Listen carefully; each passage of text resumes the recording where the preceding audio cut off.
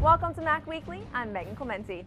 We're 4 weeks into the college football season, and one team reigns supreme as the sole undefeated team in the MAC. It's Northern Illinois versus Eastern Illinois at Husky Stadium. And this game was an old-fashioned offensive shootout. The Panthers lead 20-0 late in the first quarter until NIU's Jordan Lynch orchestrated a solid drive up the field that led to this Cameron Stingley touchdown. Second quarter, and the Huskies are still rolling. Stingley gets the rock again for his second touchdown of the day, and NIU deficit is down to 7. This time, Lynch connects with Luke Eakes in the back of the end zone for 6.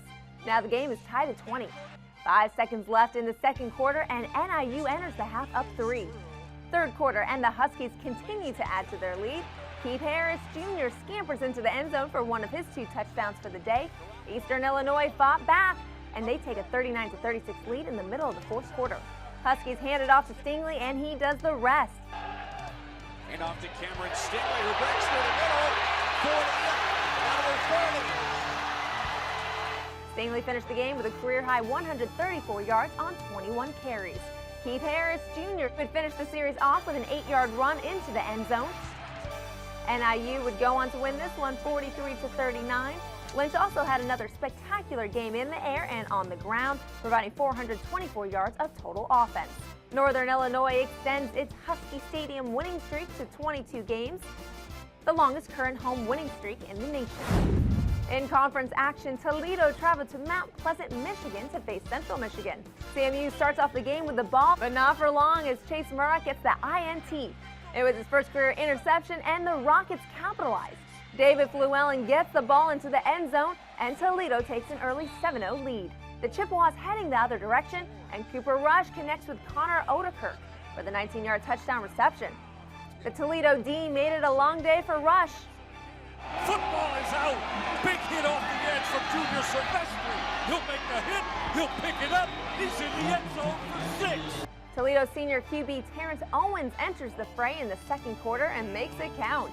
Third and goal for the Rockets, and Owens finds Alonzo Russell, who makes this incredible one-hand grab for the touchdown.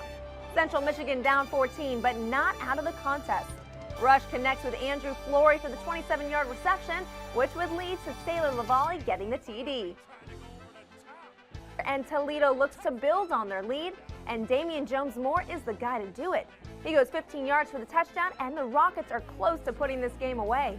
Fluellen gets his second touchdown of the game, and he finishes the day with 197 yards on 32 carries.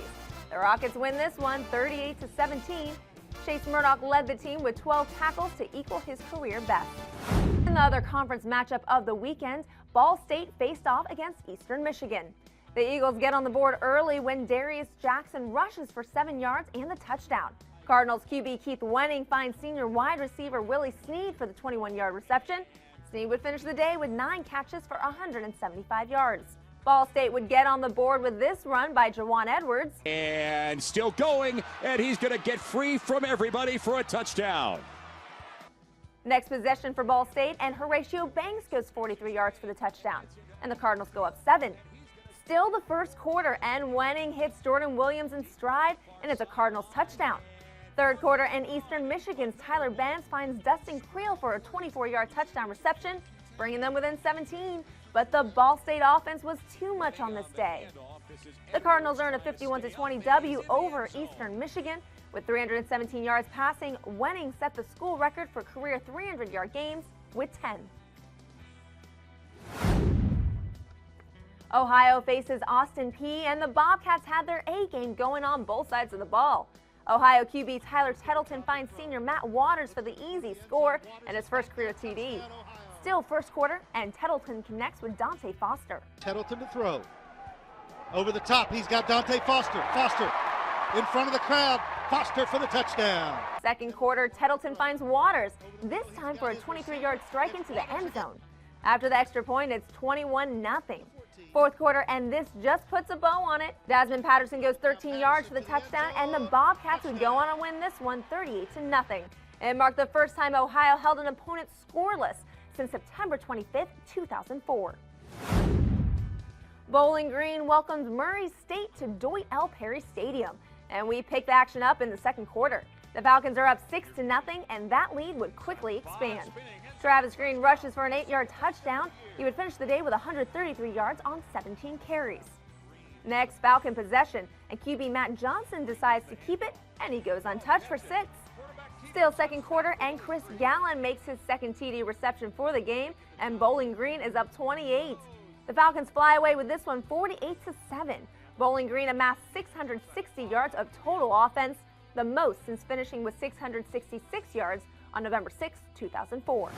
Miami and Cincinnati continued their in-state rivalry as they face each other for the 118th time.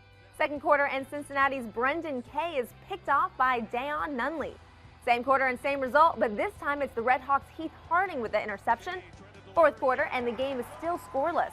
Tony Miliani from 36 yards out for the lead. And the first points of the game. High snap. Blocked! Miami's got the football. That's Harding. And we remain scoreless. Man.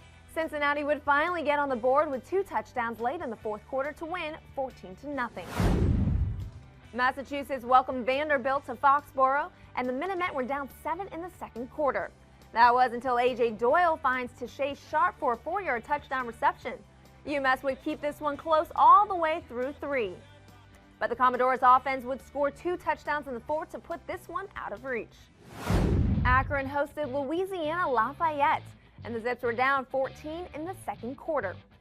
The Akron offense woke up, and Kyle Pohl connects with Zach Durazio. And everywhere. Durazio inside the 35. He's going to score. Same quarter, and this time Jawan Chisholm explodes for a 22-yard touchdown run, and the game is tied at 14. The Raging Cajuns retake the lead, but the Zips come right back when Pohl hits Franchon Bickley for a 37-yard touchdown pass. Louisiana Lafayette scores 2 more times to eventually win this one 35-30. Kent State traveled to Beaver Stadium to face Penn State. The Lions would eventually win this 34-0. Western Michigan traveled to Iowa City to face the Hawkeyes. Iowa wins this one 59-3.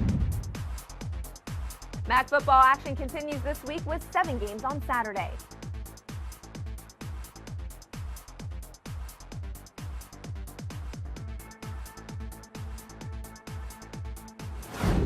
Thanks for joining me on MAC Weekly. I'll see you next time for all the MACtion.